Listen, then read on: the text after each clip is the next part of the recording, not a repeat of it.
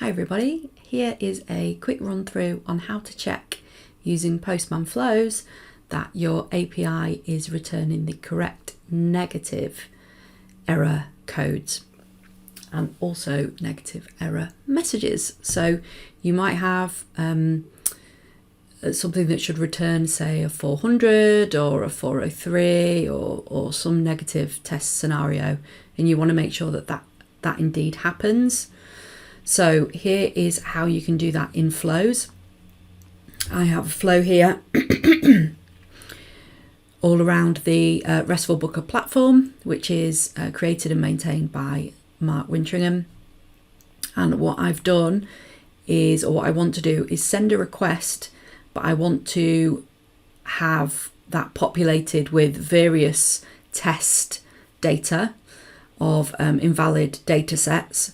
And for all of those, I want to add a condition block. You add a block again by going to this add a block section on the bottom, selecting the name of the one that you want to add. And I want to check two things in here. I want to check the status code is 400 and the status message says bad request. And the output of that will either go to a passing terminal or a failing terminal. So I can see very easily if something's worked or not. I'll just take you through into the create data list. You can see here that I've specified a few different things, an empty string here, a really long string and an emoji. So what's going to happen is this list, using the loop over list block, it's going to loop over all the three items in that list and execute these things. So call that request. I've said that I want the first name variable within the create booking request to be pulled from the variables that I've created here. If we were to look at the create booking, we would see there that there was a dynamic variable for the value that I want to pull in. So let's take a look. We can look in our terminal here to see that there's currently nothing populated anywhere here.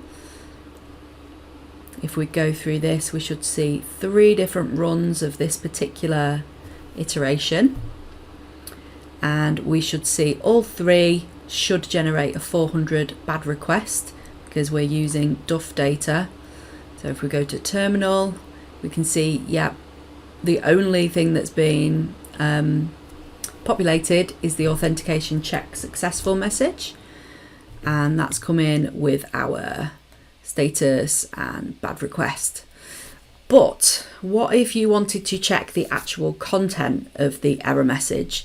So for example, this particular set of data has caused an error to appear to say the size must be between 3 and 18, but that wouldn't necessarily appear if you were putting in a single emoji or another set of bad data. So how do you check that? Okay, if you want to do that, you can do this. So here is a create booking request. I've also included the standard one for creating a token, which if you use RESTful Booker, you'll be very familiar with. It just generates the authentication cookie that can be used throughout the request.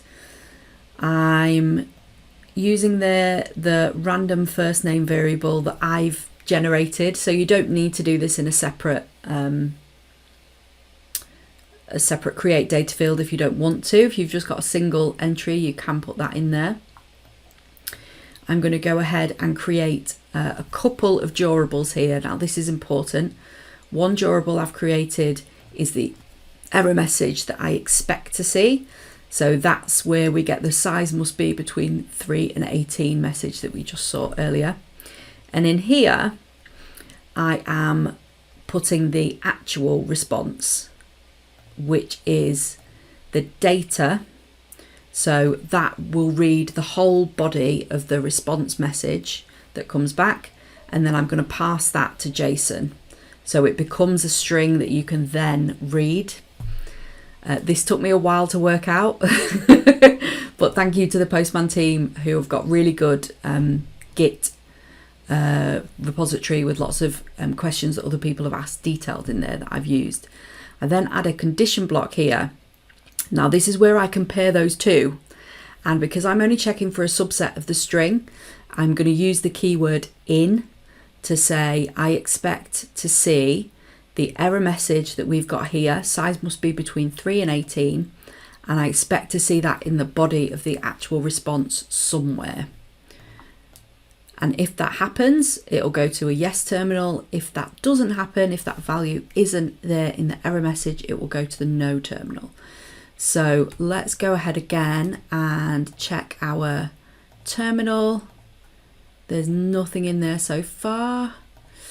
If we go ahead and click start to start our flow, we'll see everything moving and whirring.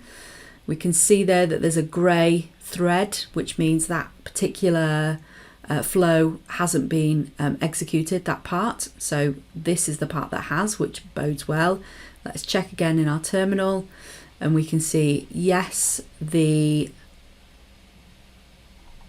field name, default message, size must be between 3 and 18, and the field errors, size must be between 3 and 18. So that has worked.